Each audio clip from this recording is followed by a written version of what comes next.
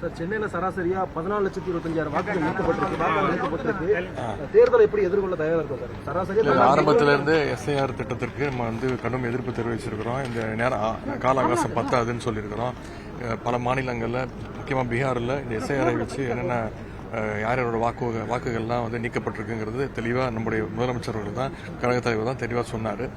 எதிர்பார்த்தது போலவே எதிர்பார்த்ததை விட அதிகமாக வாக்குகளை நீக்கியிருக்காங்க. 97 லட்சம் வாக்குகள் நீக்கியிருக்காங்க. சென்னையில் மட்டும் 14 லட்சம் வாக்குகள் நீக்கப்பட்டிருக்கு. இப்போ வாக்காளர்கள் எங்களுடைய மாவட்ட செயலாளர்கள் நேற்று மாவட்ட செயலாளர் கூட்டம் நடந்தது. எங்களுடைய தலைவர் அவர்கள் தெளிவாக அத்தனை பேருக்கு அட்வைஸ் செஞ்சுருக்கிறாங்க. நீக்கப்பட்ட வாக்குகள், அது மாதிரி விடுபட்டு போனவங்க, ஷிஃப்டடு, இவங்கெல்லாம் எப்படி கொண்டு திருப்பி சேர்க்கறதுன்னு ஆலோசனை வழங்கியிருக்கிறாங்க. பொதுமக்கள் இவன் போய் அவங்க செக் பண்ணணும், அவங்களோட வாக்குகள்லாம் இருக்கா அப்படின்னு அவங்க செக் பண்ணிட்டு அங்கே இருக்கக்கூடிய நம்முடைய BLA 2 உங்களை தொடர்பு கொண்டாங்கன்னா நிச்சயம் அதில் சேர்ப்பதற்கான இப்போ ஜனவரி 18 வரைக்கும் நேரம் இருக்குது மீண்டும் சேர்ப்பதற்கு. இவன் நிச்சயம் அந்த பணிகளில் ஈடுபடுறதுக்கு வலியுறுத்தி அதே மாதிரி வேளாண்மைக்கு முக்கியத்துவம் கொடுப்போம்னு சொல்லிட்டு மத்திய அரசு சொல்லியிருக்காங்க. ஆனா அந்த பெயர் மாற்றத்திலேயே ஒரு சர்ச்சை இருக்கு. இது எப்படி சார் பாக்குறீங்க? தாங்க இப்ப என்ன திராவிட முன்னேற்ற கழகத்துடைய தேர்தல் அறிக்கையில் என்ன குறிப்பிட்டிருக்காங்க சொல்லுங்க, என்ன குறிப்பிட்டிருக்காங்க? 150 நாளாக உயர்த்தப்படும் என்று அறிவித்தது திராவிட முன்னேற்ற கழக தலைவர், திராவிட முன்னேற்ற கழக தேர்தல் அறிக்கை. இதுவரைக்கும் நிறைவேற்றிருக்காங்கல்ல. ஆக இன்றைய தினம் மத்திய அரசாங்கம் 100 நாள் வேலை திட்டத்தை 125 நாட்களாக உயர்த்தி இருக்குது. பாராட்ட மனம் இல்ல. ஆனா அதுல பெயர் மாற்றம் சொன்னீங்க, அந்த பெயர் தொடர வேண்டும் என்று நாங்க கோரிக்கை வச்சிருக்கிறோம். எங்களுடைய பேட்டியிலே வந்திருக்குது சார், என்னுடைய அறிக்கையிலே வந்திருக்குது.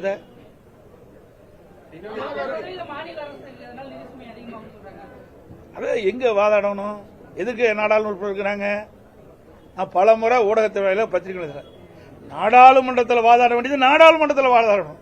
அதுக்கு தானே தமிழ்நாட்டில் திராவிட முன்னேற்ற கழகம் மற்றும் கூட்டணி கட்சியை சேர்ந்தவர்கள் 39 நாடாளுமன்றத்தில் இருக்கிறாங்க. ஆக நாடாளுமன்றத்தில் இதை பிரச்சனை எழுப்ப வேண்டும். மாநில அரசுக்கு சில நிதி பிரச்சனை ஏற்படுது என்று நாடாளுமன்றத்தில் தெரிவிக்க வேண்டும். நாடாளுமன்றத்தில் அவர்கள் முழுமையான அழுத்தம் கொடுக்கல. இதே நான் ஏற்கனவே பல முறை சொல்லிட்டேன். அனைத்து இந்திய அண்ணா திராவிட முன்னேற்ற கழகம் பாரதிய ஜனதா கூட்டணியில் அங்கம் வைக்கின்ற பொழுது காவிரி நதிநீர் பிரச்சனை உச்சநீதிமன்றத்தில் தீர்ப்பு அளிக்கப்பட்டது. அந்த தீர்ப்பை அமுல்படுத்த காலதாமதம் செய்தது மத்திய அரசு. அப்பொழுது உடனடியாக உச்சநீதிமன்ற தீர்ப்பை நடைமுறைப்படுத்த வேண்டும் என்று சுமார் 22 நாட்கள் நாடாளுமன்றத்தை ஒத்திவைத்தார். இது அதிமுகவுடைய சாதனை. தமிழ்நாட்டு மக்களுடைய பிரச்சனையை தீர்க்க வேண்டும்னா அங்க நாடாளுமன்றத்தில் தான் பேசணும். சும்மா வெற்றி அறிக்கை விட்டுட்டு மலுப்பினால பதில் கொடுத்து மக்களை ஏமாற்றக்கூடாது. 1 கோடி வாக்காளர் நீக்கலீங்க, தவறான செய்திகளை சொல்லிடாதீங்க. இது நீங்க பத்திரிகை கூட நம்பர் தவறான செய்தி வெளியிடக்கூடாது. இது யாருடைய ஆட்சி நடக்குது? திராவிட முன்னேற்ற கழக ஆட்சி நடக்குது. இந்த அரசாங்கம் யாருடைய கட்டுப்பாட்டில் இருக்குது? ஆட்சியாளர் கட்டுப்பாடு. மாவட்ட ஆட்சித்தலைவர்கள் யார் கட்டுப்பாட்டில் இருக்கிறாங்க? சொல்லுங்க, பேசவே பாருங்க. ஆட்சியாளர் கட்டுப்பாடு. அவருடைய தலைமையின் கீழ் தான் இந்த பணியெல்லாம் நடக்குது. புரியுதுங்களா? இதுல நாங்க கேட்க வேண்டிய கேள்வி நீங்க எதிர்காலி கேட்டுட்டு இருக்காங்க. எதிர்கட்சி தான் கேள்வி கேட்கணும். ஆளுங்கட்சி இருக்கின்ற பொழுது இதை வேண்டுமென்றே திட்டமிட்டு SIR பணி முழுவதும் நிறைவேற்றப்பட்டு விட்டால் போலி வாக்காளர் நீக்கப்பட்டு விடுவார். போலி வாக்காளர்னா எல்லாமே இரட்டை வாக்காளர், போலி வாக்காளர். அதுல யாரெல்லாம் உண்மையான வாக்காளரை தவிர்த்து மீதியெல்லாம் வாக்காளர் பட்டியல் இடம்பெற்று அத்தனை பேருமே போலி வாக்காளர் தான் கருதப்படுவாங்க. 21 ஆண்டு காலமா இந்த SIR பணியை மேற்கொள்ளல. அதனால இறந்தவர்கள்லாம் தேர்தல் நேரத்தில் உயிர் பெற்று திமுக காரனால ஓட்டு போட ஆரம்பிச்சிடறாங்க. அதுதான் பதறாரு, கதறாரு. ஆக இது நாள் வரை இறந்தவர்களை வைத்து நாம் வெற்றி பெற்று வந்தோம், போலி வாக்காளர்களை வைத்து வெற்றி பெற்று வந்தோம். இப்ப அதற்கு ஒரு இடையூறு வந்துட்டது. நீ SIR பணி மேற்கொள்ள விட்டு விட்டால் அது வாக்காளர் பட்டியலில் உண்மையான வாக்காளர் தான் இடம்பெறுவாங்க. ஆக இறந்தவர்கள் இடம்பெற மாட்டாங்க, இரட்டை வாக்காளர் இடம்பெற மாட்டாங்க, வீடு மாறி குடியேறியவர்கள் இடம்பெற மாட்டாங்க. இப்படிப்பட்டவர்கள் தான் இன்றைய தினம் கணக்கெடுத்து இன்றைக்கு ஒரு பட்டியலை அறிவிச்சிருக்கிறாங்க. எப்ப கூட அதில் உண்மையான வாக்காளர் விடுபட்டு இருந்தா அதற்கு 1 மாத காலம் வாய்ப்பு கொடுத்திருக்கிறாங்க. அவர்கள் குறிப்பிட்ட அந்த படிவத்தில் அவர்கள் பூர்த்தி செஞ்சு சம்பந்தப்பட்ட பூத்தினுடைய தேர்தல் அறிவிட்டு கொடுத்தா சேர்த்திக்குவாங்க. ஏற்கனவே அறிவிச்சிட்டாங்க, அவங்களுக்கு வாய்ப்பு கொடுக்கறாங்க. அதெல்லாம் வாய்ப்பு மறுக்கல. ஆக வேண்டுமென்றே திட்டமிட்டு திராவிட முன்னேற்ற கழக தலைவர் இன்றைய முதலமைச்சர் எதை எதிர்க்க வேண்டும் என்ற நோக்கத்தில் தான் பேசிட்டு இருக்கிற ஒழிய இதுல என்ன குறைபாடு இருக்குது? ஒரு இளைஞனுக்கு எதிரா தன்னோட சொந்த சகோதரர்களே பொறாமைப்பட்டு அவனை பாழும் கிணத்தில் தள்ளிவிட்டு அதுக்கப்புறம் அவர் எப்படி மீண்டு வந்து அந்த நாட்டுக்கே அரசனாகி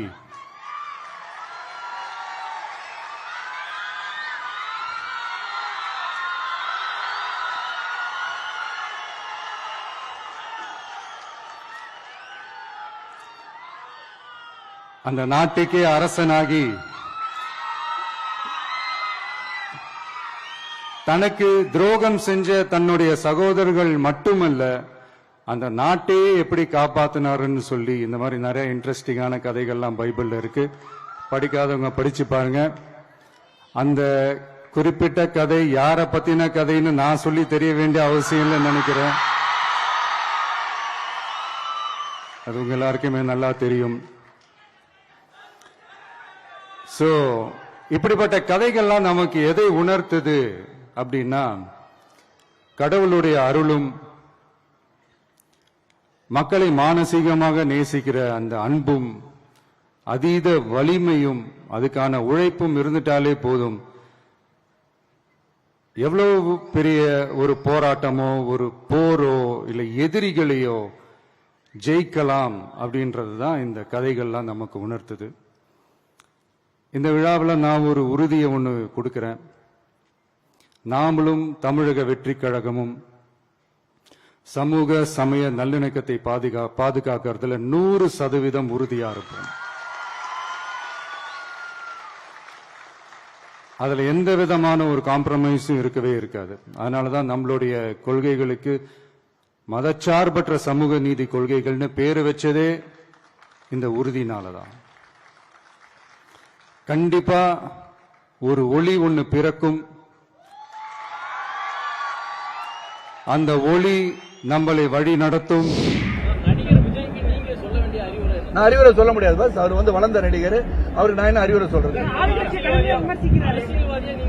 அரசியல்வாதி அவர் அரசியல்வாதியை நான் இன்னும் ஏத்துக்கல. ஃபீல்டுக்கு வந்துட்டார். இருமா ஒரு கொள்கை என்ன, கோட்பாடு என்ன, what is going to to இதெல்லாம் கேட்டா பெரிய பிரஸ் மீட் தரணும் பாஸ். சாதாரண விஷயம் கிடையாது. சொன்ன நிறைய விஷயம் சொல்றாரு. அதை பத்தி நான் சொன்ன விலாவரியாக உங்களை இன்னைக்கு காலையில இருந்து சாயந்தரம் வரைக்கும் பேசணும். அவ்வளவு கருத்துக்கள் சொல்லியிருக்காரு. எக்கனாமிக் ஸ்ட்ரென்த் உருவாக்கும், எல்லாருக்கும் வீடு கட்டுற வசதியை உருவாக்கும் சொல்றாரு.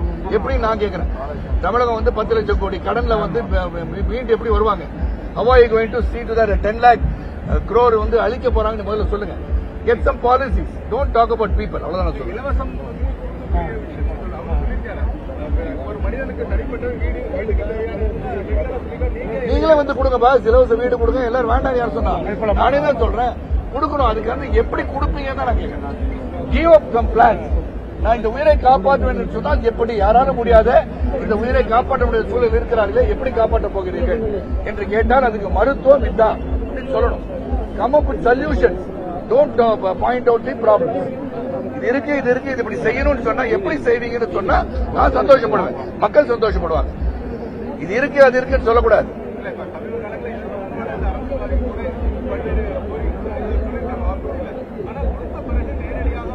கேட்க வேண்டியது மக்கள். வாக்குறுதி நிறைவேற்றினார்களா இல்லையான்னு கேட்கப்பட வேண்டியது மக்கள் தான் கேட்கணும். இதுதான் எல்லாரும் சொல்றாங்க. ஒவ்வொருத்தரும் வந்து ஆட்சியில் இருப்பவர்களை எதிர்ப்பது இங்க கலாச்சாரம் அதான். அதனால என்னை பொறுத்த வரைக்கும் மக்கள் சிந்தித்து செயல்பட வேண்டிய கட்டம் எப்போதும் உண்டு. நீங்க அதை பாருங்க. சொல்ற கருத்தெல்லாம் சில கருத்து. இங்க வந்து விஜய் இன்று வந்தவர். நீங்க இதை விட பெரிய பெரிய இயக்கங்கள், பெரிய பெரிய தலைவர்கள் இருக்கிறார்கள். அவரை பற்றி நீங்க சுட்டிக்காட்டி கேட்டீர்கள் என்று நான் பதில் சொல்ல காத்திருக்கின்றேன். இவர் வரட்டும், ஆட்சியை வந்து ஆட்சி வந்து வரட்டும், அவர் தேர்தல் பிரச்சாரத்துக்கு போட்டோம். இந்த மாதிரி கேள்வி கேட்க வைங்க முதல்ல. பிரஸ் வந்து do not make a small man to be a big man by planting all this with the people. அவ்வளவுதான் நான் சொல்லுவேன். நீங்க ஒருவரை பெரியவராக நீங்க உருவாக்காதீங்க. நான் அங்கிருந்து வந்தவன் தான் இங்க. So you have to be very responsible. நீங்க வந்து கூட்டத்தை காமிச்சு இவர் தான் நீங்க மக்கள் வருவாங்க. யார் கூப்பிட்டாலும் வருவாங்க. மக்கள் வரதான் செய்வாங்க.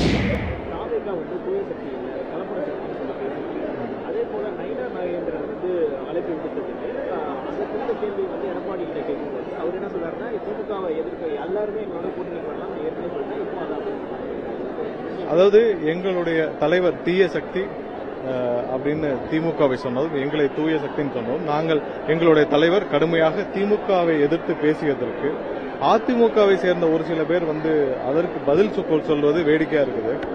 அதாவது அரசியல்ல ஒரு வார்த்தை இருக்கும், அன்கோன்னு சொல்லுவாங்க, அன்கோவா இருக்காங்கன்னு சொல்லுவாங்க. இன்று பெரும்பாலான அதிமுக கட்சியோடைய மூத்த தலைவர்கள் அந்தந்த பகுதியோடைய திமுகவினர், இதுவரைக்கும் KP முனுசாமி இருக்கிறாரு, அவருடைய பகுதியில் இருக்கிற திமுக அமைச்சர் காந்தியோ இல்லை திரு துரைமுருகன் அவர்களை பற்றியோ, அவர்கள் செய்த ஊழலை பற்றியோ, தனிப்பட்ட முறையில் அவர்கள் செய்த ஊழல்கள், அங்கே செய்யும் திரு காந்தி அவர்கள் செய்யும் அராஜகங்கள், திரு துரைமுருகன் அவர்கள் செய்யும் ஊழல்கள், அவங்க வீட்டில் எவ்வளவு ரைட் நடந்துச்சு, இதை பத்தி ஒரு வார்த்தையா இது வரைக்கும் பேசியிருக்கிறாரா? இதே மாதிரி தான் பெரும்பாலான அதிமுக தலைவர்கள் பாத்தீங்கன்னா, மதுரையில பாத்தீங்கன்னா திரு மூர்த்தியோட அன்கோ, சென்னையில் இருக்கவர் பாத்தீங்கன்னா திரு சேகர்பாபுவோட அன்கோ, இதெல்லாம் அவர்கள் திமுகவினும் அங்க அந்த பகுதியில் ஒரு செட்டிங்கோட இருக்கிறாங்க. அதான் யாரும் திமுகவை, எங்களுடைய தலைவர் திமுகவை விமர்சித்தால் முதலாவதாக அதிமுகவுடைய தலைவர்கள் பதில் சொல்லுவது ஆச்சரியமாக இருக்குது. இது இப்பதான் வெட்ட வெளிச்சமாகுது. உள்ள இருக்கிற பெரும்பாலான அதிமுக நிர்வாகிகளுக்கு தெரியும், இவங்க எல்லாம் அங்கங்க திமுகவோடு ஒரு அரசியல் பங்காளிகளாக இருக்கிறாங்கன்னு எல்லாருக்குமே தெரியும். அது இன்னைக்கு மக்களுக்கு தெரிய ஆரம்பிக்குது. அவர்கள் முதல்ல அம்மா இருந்தப்ப, புரட்சி தலைவர் இருந்தப்ப எப்படி இருந்துச்சோ அதே மாதிரியாக திமுகவுடைய எதிர்ப்பை என்று அவர்கள் கைவிட்டார்களோ அன்றே மக்கள் அவர்கள் மீது இந்த நம்பிக்கை போய்விட்டது. அதுதான் இன்னைக்கு காட்டுது. எங்களுடைய தலைவர் சொன்னது திமுகவை பற்றி, இவர்கள் ஏன் வக்காலத்து வாங்குறாங்கன்னு தெரியல. திமுக சார்பாக அவர்கள் மக்களிடம் இழந்த செல்வாக்கை மீட்க முயற்சியாவது செய்ய வேண்டும். இந்த அன்கோ போற வேலையெல்லாம் விட்டுட்டு அந்த பகுதியில் இருக்கிற அமைச்சர்களையாவது கண்டிச்சு பேசணும். இது அங்க மட்டும் இல்ல, மதுரையா இருக்கட்டும், சென்னையில் இருக்கிற ஏதாவது ஒரு அதிமுகவை சேர்ந்த ஒரு முன்னாள் அமைச்சர்கள், மாவட்ட செயலர் யாராவது ஒருத்தர் சேகர்பாபுவை பத்தி ஒரு வார்த்தை பேசணும். யாரும் ஒரு வார்த்தை கூட பேச மாட்டாங்க. அதே இதுல அங்க மதுரையில் எடுத்துக்காங்க, மூர்த்தியை பத்தி யாராவது ஒரு வார்த்தை பேசிருக்காங்களா? பேச மாட்டாங்க. எல்லாரும் அங்கங்க ஒரு செட்டிங். போன தேர்தலே பார்த்திருப்பீங்க, சேப்பாக்கத்துல யாருக்கு கூட்டணி கொடுத்திருப்பாங்க? மூர்த்தி இருப்பாரு, அவர் மூர்த்தியுடைய தொகுதிக்கு கூட்டணி கொடுத்து அங்க ஒரு டம்மி வேட்பாளர் நிறுத்துவாங்க. இது எல்லாம் உள்ளுக்குள்ள அவர்களுக்குள்ள செட்டிங். இது அம்மா இறந்ததுக்கு அப்புறம் இது மாதிரியான ஒரு அதிமுகவாக மாறி இருக்குது. அதனால்தான் அவர்கள் மக்களிடம் செல்வாக்கை இழந்து விட்டார்கள். கண்டிப்பாக திமுகவிற்கு ஒரு மாற்றாக, திமுகவிற்கு ஒரு கடும் எதிர்க்கட்சியாக, எதிர்ப்பாக திமுகவை தீய சக்தியை தமிழகத்திலிருந்து ஒழிக்கும் ஒரே தலைவராக எங்களுடைய தலைவர் அண்ணன் விஜய் அவர்கள் மட்டும்தான் இருப்பார் என்பது கூறிக்கொள்கிறோம். இல்ல, திருப்பரங்குன்ற விவகாரத்தை நம்ம பல முறை தெளிவா சொல்லிட்டோம். இப்ப திருப்பரங்குன்றம் போன வருடம் அமைதியா கும்பிடப்பட்டுச்சு, எல்லா நிகழ்ச்சிகளும். அதுக்கு முந்தின வருடம் அமைதியா இருந்துச்சு, அதுக்கு முன்னாடி அமைதியா இருந்துச்சு, 10 வருடத்துக்கு முன்னாடி அமைதியா இருந்துச்சு. இதே மாதிரியான நிகழ்வுகளை கடைபிடிக்க வேண்டும் தான் எங்களுடைய வேண்டுகோளும் கூட. இந்த திருப்பரங்குன்ற விவகாரத்தில் இவ்வளவு மோசமா கொண்டு போனது திமுக தான். அதை நாங்கள் ஆணித்தரமா சொல்லுவோம். ஏன்னா ஆர்டர் போட்டு 3 நாள் ஹைகோர்ட்ல ஆர்டர் வந்துச்சு, ஆர்டர் போட்டு 3 நாள் வரைக்கும் அப்பீலே போல. கடைசி நாள் கொண்டு போய் அவங்களுடைய பப்ளிக் ப்ராசிக்யூட்டர் சொல்றாரு கண்டமாத்த கோர்ட்டுக்கு 6 மணி வரைக்கும் டைம் இருக்கு, நாங்க 6 மணிக்குள்ள விளக்கேத்தலன்னு நீங்க சொல்லுங்க, கண்டமாத்த கோர்ட்டை எடுத்துக்கோங்கன்னு சொல்றாரு.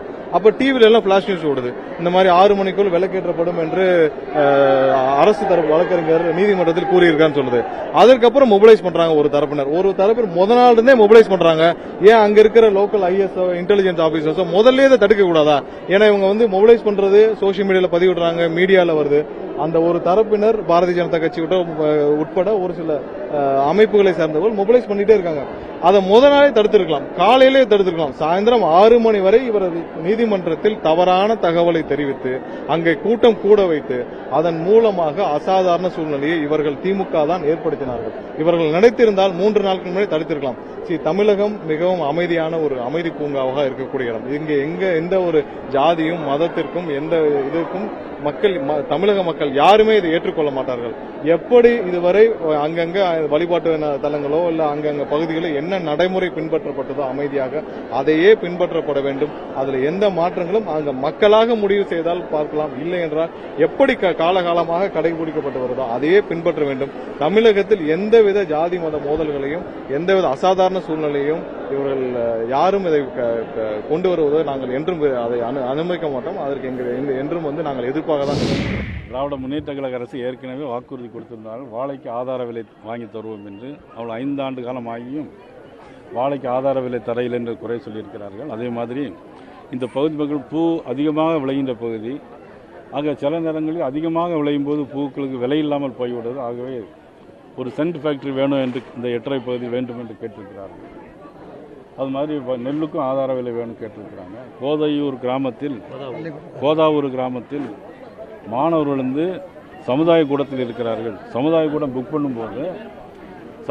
புக் பண்ணும்போது மாணவர்கள் வந்து வெளியே மரத்தடிக்கு வந்து வெயிலில் இருக்க வேண்டிய சூழ்நிலை ஏற்படுது.